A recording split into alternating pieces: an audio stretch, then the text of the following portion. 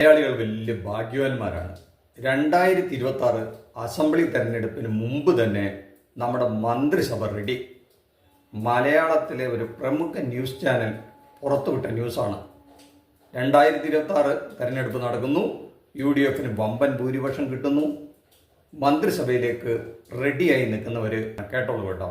ഒന്ന്, Kodikunnil Suresh, Unnithan, MK Raghavan, K Sudhakaran, നമ്മുടെ ബെന്നി ബെഹനാൻ, പിന്നെ നമ്മുടെ ആന്റോ ആന്റണി, അടൂർ പ്രകാശ്. ഇവരൊക്കെ നമ്മുടെ നിലവിലെ MP-മാരാണ്.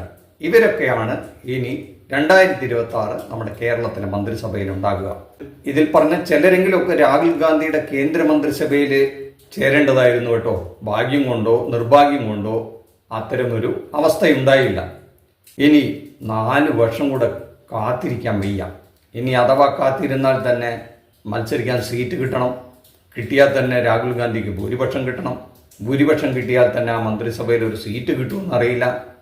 അതുകൊണ്ട് ഉടനെ നടക്കാൻ പോണ സ്വന്തം ഭാഷ സംസാരിക്കുന്ന കേരളത്തിലെ നിയമസഭയിലേക്ക് നടക്കുന്ന തെരഞ്ഞെടുപ്പിൽ മത്സരിക്കാൻ റെഡി.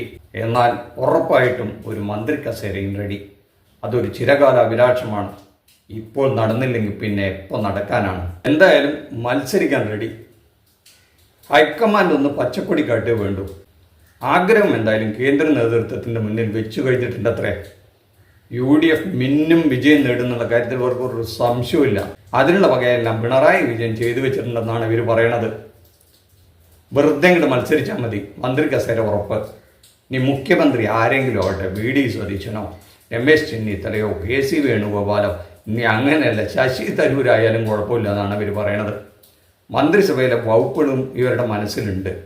അപ്പോൾ സുധാകരനൊക്കെ ആണെങ്കിൽ ഒരു ആഭ്യന്തരമൊന്നും കിട്ടാണ്ട് ഒരു നിവൃത്തി ഉണ്ടാവില്ല. അതൊക്കെ ആയിരിക്കും മിനിമം വേണ്ടി വരിക. മറ്റുള്ളവരുടെയൊക്കെ ഏത് വകുപ്പിന് അവരൊക്കെ ചേരുക എന്നുള്ളത് നിങ്ങൾ പ്രേക്ഷകർക്ക് അഭിപ്രായം ഉണ്ടെങ്കിൽ അത് ആ കമൻറ്റ് ബോക്സിൽ ഇട്ടോളൂ. ഏതെല്ലാം വകുപ്പുകൾ ആർക്കൊക്കെ കൊടുക്കാൻ പറ്റുക, ഇവരുടെ മനസ്സിലുള്ളത് എന്താണെന്നൊക്കെ നമുക്ക് നോക്കാം. അപ്പോൾ അതുകൊണ്ട് പിണറായിയും ഗോവിന്ദൻ മാഷും ഇനി വെറുതെ മൂന്നാം മൂടൊന്നും സ്വപ്നം കൊണ്ട് നടക്കണ്ട. ആ വെള്ളം അങ്ങോട്ട് വാങ്ങി വെച്ചാൽ മതി. ആ സ്വപ്നം കൊണ്ട് നടക്കണ്ട. അമേരിക്കൻ പ്രതിനിധി കഴിഞ്ഞ സമ്മേളനത്തിൽ നിന്ന് പുറത്താക്കിയ ഒരു അമേരിക്കൻ പ്രതിനിധി ഉണ്ടല്ലോ, ആ ഒരു കത്ത് ചോർന്നൊരു കേസ് ഉണ്ടാവും. അതെങ്ങനെയെങ്കിലുമൊക്കെ നോട്ടയടച്ച് മാനം രക്ഷിച്ച് കുറച്ച് കാലത്തേക്ക് റെസ്റ്റ് എടുക്കുന്നതാണ് നല്ലതെന്നാണ് ഇവരുടെ അഭിപ്രായം. ഇനിയിപ്പോൾ ഈ നേതാക്കൾ മത്സരിച്ചാൽ തന്നെ എന്താ കുഴപ്പം, ആർക്കാ നഷ്ടം?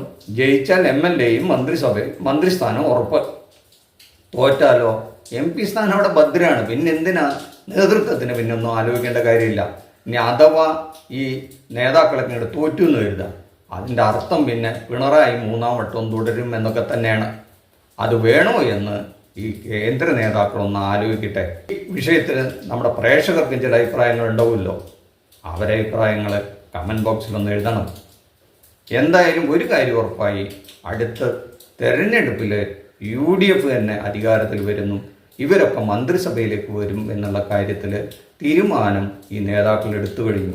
ഇനി ജനങ്ങൾ എന്ത് തീരുമാനം എടുക്കുന്നത് നമുക്ക് പറയാൻ പറ്റില്ല. കാരണം 2021 തെരഞ്ഞെടുപ്പിലെ മുഖ്യമന്ത്രി സ്ഥാനവും അതിൻ്റെ കുപ്പായൊപ്പിട്ട ആൾക്കാർ ഇവിടെ ഉണ്ടായിരുന്നു എന്നും പിന്നെ അത് കഴിച്ചു വെച്ചു എന്നുള്ളത് നമുക്കറിയാവുന്ന കാര്യമാണ്.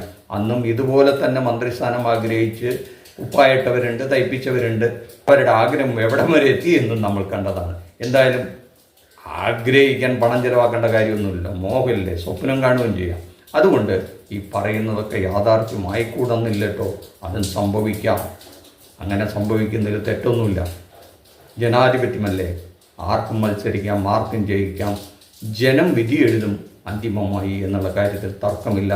ആ വിധി എന്താണെന്ന് 2026 തെരഞ്ഞെടുപ്പ് കഴിഞ്ഞ് വോട്ടെണ്ണി കഴിയുമ്പോൾ മാത്രമേ അറിയൂ എന്നുള്ള കാര്യമാണ് നമുക്ക് പറയാനുള്ളത്. വോട്ടേഴ്സ് ലിസ്റ്റിൽ കൃത്രിമം നടത്തിയിട്ടാണ് ലോക്സഭയിലേക്ക് മത്സരിച്ച് പലരും ജയിച്ചത് എന്ന് ആ ഒരു ആക്ഷേപം നിലനിൽക്കുമ്പോഴാണ് നമ്മൾ 2026 തെരഞ്ഞെടുപ്പിൽ ഇനി കേരളത്തിലെ അസംബ്ലി തെരഞ്ഞെടുപ്പിൽ എന്ത് സംഭവിക്കും എന്ന് നമുക്ക് പറയുകയില്ല.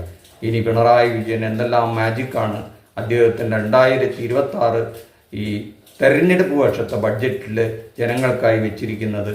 ആ മായാജാലത്തിൽ ജനങ്ങൾ വീണുപോകുമോ എന്നുള്ള കാര്യവും നമുക്കറിയില്ല. കാത്തിരുന്ന് കാണാം. ഈ വീഡിയോ ഇഷ്ടപ്പെട്ടെങ്കിൽ ലൈക്ക് ചെയ്യുക, ഷെയർ ചെയ്യുക.